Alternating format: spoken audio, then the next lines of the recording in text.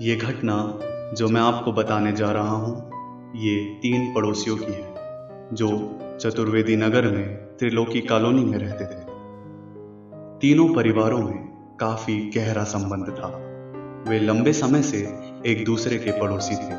वह एक परिवार की तरह रहा करते थे।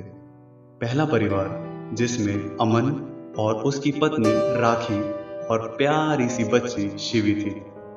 अमन ट्रांसपोर्ट के काम के कारण अक्सर बाहर रहा करता था। राखी गवर्नमेंट टीचर थी और घर का पूरा ध्यान वही रखा करती थी। अमन के बगल में दीपक का घर था। दीपक की कपड़ों की दुकान थी।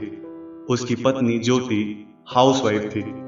दीपक और ज्योति में हमेशा लड़ाई होती थी। अमन और दीपक के सामने सौरभ का घर था जो शेयर ट्रेडिंग करता था। उसकी पत्नी सुधा बहुत खूबसूरत थी जो छोटे बच्चों को ट्यूशन पढ़ाती थी।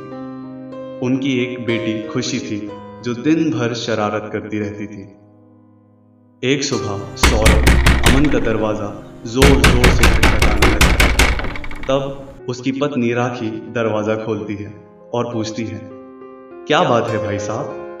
तब सौरभ कहता है, मैं और सुधा गांव जा रहे हैं, कुछ दिनों बाद लौटेंगे। उन लोगों के जाने के 7 दिनों के बाद ही अमन और राखी परेशान रहने लगे। घर की सारी चीजें अपने आप गिर जाती, कांच टूट जाते, बल्ब फ्यूज हो जाते। ये सब दीपक और ज्योति भी होता देखते। वो थोड़ा आश्चर्य भी हो जाते थे कि आखिर ऐसा क्यों हो रहा है। फिर एक रात दीपक गहरी नींद में सो रहा था। तभी उसे मानो किसी ने जगा दी। जब उसकी आंख खुली तो छत का पंखा उसके चेहरे के इतना नजदीक आ चुका था कि उसकी नाक हल्का हल्का टच कर रही थी। उसे ये समझ नहीं आ रहा था कि ये एक सपना है या हकीकत। उसने ज्योति को आवाज दी, ज्योति, ज्योति। उसके होंठ कांप रहे थे। फिर वो थोड़ा जोर से चिल्लाया, ज्योति। तभी वो उठ गई। उसने पूछा, क्या हुआ दीपक? दीपक कुछ बोल ही नहीं पा रहा था। उसका पूरा चेहरा पसीने से भीगा हुआ था। ज्योति ने फिर पूछा, आपके चेहरे पर इतना पसीना क्यों है और आप कांप क्यों रहे हैं? तो दीपक ने जवाब दिया, पंखा, वो पंखा। ज्योति, क्या पंखा? ज्योति देखकर चौंक गई कि छत की सीलिंग लाल खून से रंगी दिख रही थी। पंखा घिसट रहा था मानो टूटकर गिर जाएगा। वो दोनों इतना डर गए थे कि उनको उनके दिल की धड़कन जोर जोर से सुनाई दे रही थी। यही हाल अमन और राखी का भी था। वो पूरी रात ना सो पाए थे, चुपचाप बैठे थे पंखा बंद कर कर। लेकिन वो पंखा बंद होने पर भी अपने आप घूमने लगता। आश्चर्य यह था कि कभी वो सीधा तो कभी विपरीत दिशा में घूमने लगता। किसी तरह सुबह के 8 बजे थे। ज्योति दूध लेकर घर में आई। तभी दूध का बर्तन उसके हाथों से छूट गया और सारा दूध जमीन पर गिर गया। जब ज्योति ने दूध को पोंछने की कोशिश की तो वो दूध लाल होने लगा। कुछ ही समय में वो पूरा दूध खून में बदल गया। ज्योति चिल्लाते हुए वहां से अंदर भागी। ज्योति का पैर फिसल गया और उसका सिर अलमारी से टकरा गया। टक्कर इतनी तेज थी कि उसकी आवाज सुनकर दीपक भागता हुआ वहां आया, लेकिन ज्योति फर्श पर बेहोश पड़ी थी। दीपक ज्योति को उठाने के लिए पानी लेकर आया। उसने कुछ बूंदें पानी की उसके चेहरे पर डाली, लेकिन ज्योति बेहोश ही थी। दीपक सोचने लगा कि डॉक्टर को फोन लगाना चाहिए और उसने अपना मोबाइल बाहर निकाला ही था कि ज्योति उठ बैठी और पूछने लगी, आज काम पे नहीं जाना है? यहाँ क्यों बैठे हो? जाओ नहाओ, मैं खाना बनाती हूँ। दीपक कुछ कह ही नहीं पा रहा था कि ये सब चल क्या रहा है। अगली रात अमन लेटा हुआ राखी से कुछ बता रहा था। राखी भी उसकी बातों पर हंस रही थी।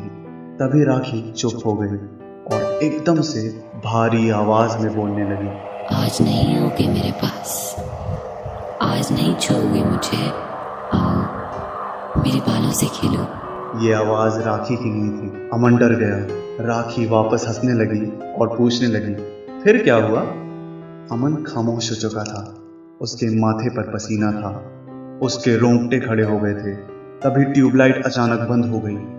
अमन हिला भी नहीं कि जाके देखे कि क्या प्रॉब्लम हो गई। राखी अमन के पास आने लगी। उसके बिस्तर पर वो उसकी परछाई देख सकता था। तभी उसने देखा कि उस परछाई के पैर नहीं हैं और हाथ भी उल्टे हैं। वो उसके एकदम सामने खड़ी थी। तभी अचानक लाइट आ गई। उजाले में उसने देखा तो वहां कुछ भी नहीं था।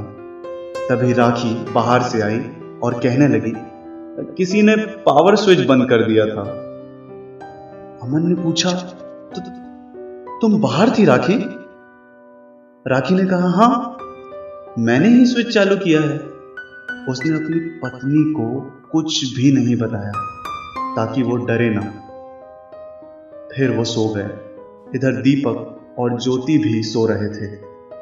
रात के 3 बजे दीपक की नींद खुली तो उसने देखा ज्योति अब हवा में लटकी सो रही है।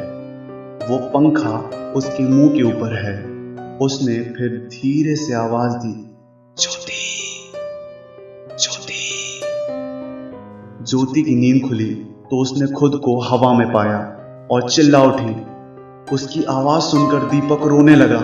तभी वो वापस अपने बिस्तर पर आ गई और सो गई, मानो कुछ हुआ ही नहीं।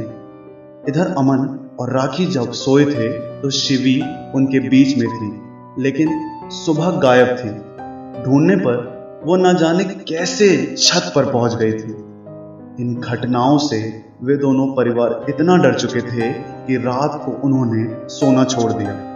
वे दिन में भी 2 या 3 घंटे ही सो पाते थे। नींद की कमी से वे मानसिक बीमार होने लगे। उन्हें समझ नहीं आता था कि वो जो देखते हैं वो सपना है या हकीकत।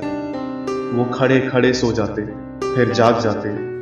वो लगभग पागल हो चुके थे। कई रातों से वे सोए नहीं थे। एक रात उनको गहरी नींद लग गई। जब नींद खुली तो अमन, राखी, दीपक और ज्योति अपने गेट के बाहर खड़े थे। उन्हें नहीं पता था कि वो कैसे यहां तक आए, लेकिन चारों तरफ सन्नाटा था। वो देखते हैं कि वो सौरभ के घर के बाहर खड़े हुए हैं। तभी वो जाग जाते हैं। खुद को सौरभ के घर के बाहर देखकर वो समझ नहीं पाते कि वो यहाँ कैसे आए। उसी बीच उन चारों की नजर सुधा और सौरभ पर पड़ती है। शायद वो गांव से लौट आए हैं। उनके कमरे में लाइट नहीं जल रही है, बल्कि एक मोमबत्ती जल रही थी। शायद बिजली वालों ने उनकी लाइट काट दी थी। तभी सुधा उनको अंदर बुलाती है। वे चारों कमरे में चले जाते हैं। सौरभ अपनी बेटी खुशी के साथ खेल रहा था। वो उनकी तरफ नहीं देख रहा था, जैसे उसे पता ही ना हो कि कोई दरवाजे पर आया है। वे पूछते हैं, आप लोग कब वापस आए गांव से? अच्छा हुआ आ गए, हम लोगों का तो जीना ही मुश्किल हो गया है। तभी सुधा ज्योति से कहती है, भाभी भाभी मुझे बचा लो। मैं वादा करती हूँ मैं आप दोनों के पैसे वापस लौटा दूंगी, लेकिन मैं जीना चाहती हूँ। ज्योति पूछती है, कौन मार डालेगा, किससे बचा लूं? सुधा कहती है, मेरे पति ने आप दोनों के पतियों से 3 लाख रुपए लिए थे, लेकिन काम में घाटा होने के कारण पैसे वापस ना कर सके। इसके बदले आप दोनों के पति हर रोज मेरे पति की गैर हाजिरी में मेरे घर आते थे। जब मन करता तब आते थे और मेरे यहाँ तक कि मेरी बेटी के साथ भी जबरदस्ती करते थे। मैं डर के मारे अपने पति से कभी कुछ ना कह सकी, लेकिन एक दिन उन्होंने सब देख लिया और उस रात नशे की हालत में मेरे ऊपर कौता दूध डाल दिया। फिर वो पंखा देख रही है, उसी पंखे से मेरी लाश लटका दी और फिर मुझे किचन में दफना दिया। मेरी खुशी, मेरी बेटी, उसे तो चाकुओं से कूद कूद कर मार डाला। वो देख रही आपके पैरों के नीचे खून। डरिए मत, मेरी बेटी का ही उस अलमारी के नीचे दफनाया था उसे। हमें बचा लो, उसे कोई बाहर निकालो, वो रो रही है, वो चीख रही है, उसे मेरे पास आना है, उसे बचा लो। ये सुनकर चारों दूध और पंखे की कहानी समझ जाते हैं। सौरभ और खुशी जो पास में ही खेल रहे थे उनकी तरफ पलटते हैं। उनके चेहरे पर गुस्सा रहता है। वे दोनों उन चारों को घूरते हैं। तभी सौरभ के मुंह से खून निकलने लगता है। उसकी अतड़ियां झूलती दिखती है, मानो अभी अभी ट्रक से कुचल दिया गया हो। खुशी का पूरा शरीर चाकुओं से कटा दिखता है। वो चीखने लगती है। पूरे कमरे में खून ही खून फैल जाता है। तभी सुधा कहती है, आज नहीं आओगे मेरे पास, आज नहीं छोड़ोगे मुझे। आओ, मेरे बालों से खेलो, आओ। वे दोनों सुधा की खूबसूरती में इतना डूब जाते हैं कि वे उसके पास जाने लगते हैं। जैसे जैसे वे नजदीक जाते हैं, सुधा का चेहरा बदलने लगता है। उसका पूरा चेहरा जला हुआ, बड़े बड़े फफोले दिखने लगते हैं। फिर मोमबत्ती अपने आप बुझ जाती है और उन चारों को पंखे पर झूलती एक लाश नजर आती है जो सुधा की थी।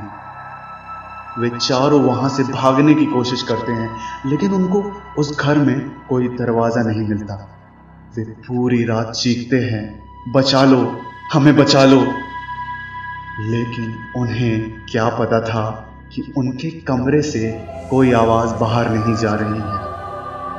अगली सुबह कमरे का दरवाजा खुला रहता है। उस कमरे में 4 लाशें थी। पोस्टमार्टम रिपोर्ट में पता चलता है कि किसी ने उन्हें पंखे से बारी बारी लटकाकर मार डाला है। अंतिम में केवल शिवी जिंदा बचती है, जो अपने कमरे में सो रही थी। उस रात शायद इसलिए क्योंकि खुशी की वो बेस्ट फ्रेंड थी। दोस्तों, ये थी आज की कहानी। मैं हूं आपका दोस्त अमृत। बने रहिए हमारे चैनल के साथ। धन्यवाद।